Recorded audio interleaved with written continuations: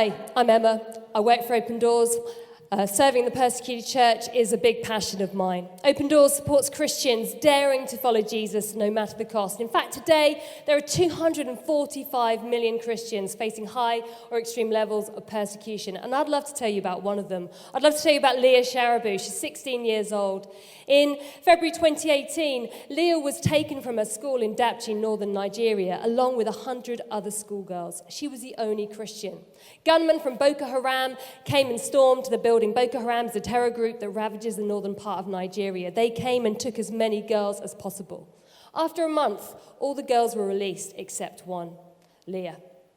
Leah was given the opportunity to go free, but only if she renounced her faith in Jesus, and she refused. Leah chose Jesus over her freedom. Leah was taken because she's a girl. She remains in captivity because she's a Christian. Sadly, Leah's story isn't unique. There are millions of Leahs around the world today, millions of girls and women who are doubly at risk. They're targeted because of their gender, and they're persecuted because of their faith.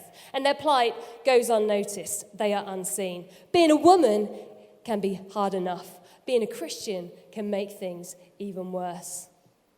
But on the front line of persecution, Open Doors is seeing change for thousands and thousands of women. They're being reminded that God sees them, knows their name, and has given them a voice. They're having their identity, dignity, and hope restored.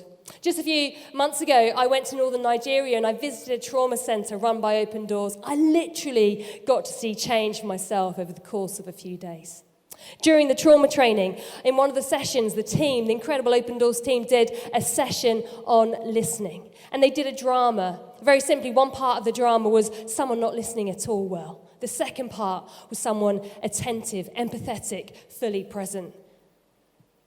For the 12 women in the room who'd all been raped, kidnapped, widowed at the hands of Boko Haram, it was a moment in the room. The atmosphere was just raw and electric. They began to cry. Later, I asked Naomi, I said, why was that such an impactful session? And she looked at me and she said, because nobody listens to us. Nobody listens to us. For 2.5 years, she didn't talk to anyone about the fact that her husband was murdered at the hands of Boko Haram. And she said, there was so much shame and stigma that was attached to what happened. She didn't even share it in her local church. And you know what? At Open Doors, we're on a mission to change that. We're on a mission to change that. It really matters. During the course of the week, we reminded the women of whose they are, that they're loved by a good, generous Father, a Father who sees them, who knows their name, and who's given them a voice to speak up for themselves, but also for women around the world whose suffering is invisible and hidden. And you know what? The same applies to you today here in Manchester. God sees you. You're known and loved, and he sees you. He fixes his gaze on you, and he says, I know your name. I see you. I've given you a voice, so use it. On the final day of the trauma program, we actually invited these 12 women who have experienced double vulnerability. We invited them to take part in our Sea Change campaign for persecuted women. We invited them to take part in something called the Handmade Petition.